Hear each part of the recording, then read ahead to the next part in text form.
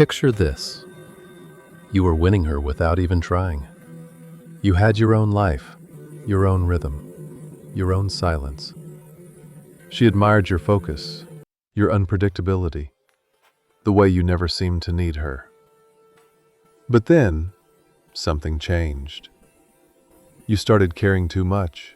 You wanted her to feel safe, to know she was loved, to never doubt you. And that's when it began, the slow, silent decay. Her texts grew colder. Her eyes lingered on her phone when you spoke. The warmth that once pulled you in turned into distance. You thought, did I do something wrong? But what you don't yet see, brother, is that this was never about what you did. It was about what she felt. Because the moment you gave her everything, she felt nothing. What I'm about to tell you isn't romantic. It's biological. Every woman, no matter how kind, how spiritual, how devoted, is wired by what evolutionary psychology calls hypergamy. It's the biological drive to seek upward, toward dominance, strength, and stability. When you fall in love, your instincts tell you to worship her. But her instincts tell her to test you, because her subconscious is always asking, is he still the man who can lead me, or has he started orbiting me? Pause. The male brain bonds through oxytocin when he gives. The female brain bonds through dopamine when she earns. When you hand her your devotion untested, you shut off the chemical loop that keeps her chasing. In primitive terms, the hunter became the hunted, and no prey ever commanded respect. You see, brother, attraction isn't built on kindness. It's built on hierarchy. Once she senses that you need her more than she needs you, her biology reclassifies you, not as the prize, but as the possession. Let's break down the mechanism. When a woman feels uncertainty, her brain releases dopamine, anticipation, curiosity, excitement. But when you become emotionally predictable, that dopamine fades. You confuse comfort with connection. She interprets it as loss of polarity. Her subconscious wants challenge, the same way your body wants oxygen, not because she's manipulative, but because her attraction mechanism is built on survival, not sentiment. Case study number 1. The man who texts, "Good morning, beautiful," every day, thinking consistency builds love, but all it does is flatten the thrill, suffocate the chase. Case study number 2. The man who rearranges his plans just to be available.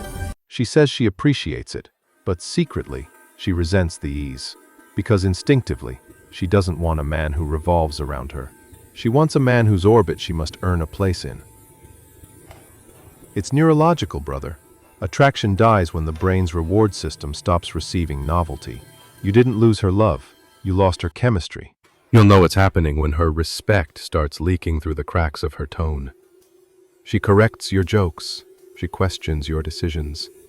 She tests your patience with silence or sarcasm, just to see if you'll react.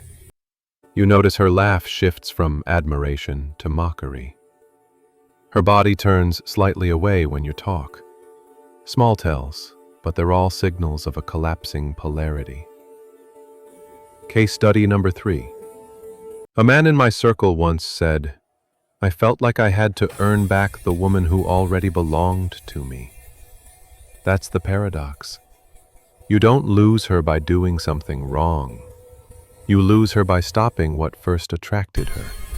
Your distance, your purpose, your unpredictability.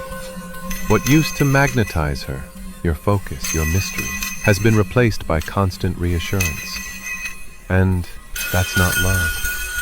That's weakness dressed as devotion. You were taught to open up, to communicate more, to show every feeling. Society told you that vulnerability was strength. But what they didn't tell you was when to be vulnerable and with whom. Modern culture trains men to seek emotional approval.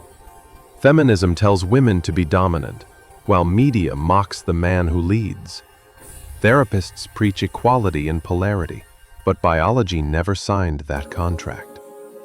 This system profits from confused men who chase love instead of purpose, because a man without direction is the easiest to control. When you forget your mission, you lose your frame. And when you lose your frame, you lose her respect. Not because she's cruel, but because deep down, she can't follow a man who's stopped leading himself. This is the breaking point. She doesn't yell, she doesn't argue. She simply detaches. Her eyes look through you. Her touch feels like obligation.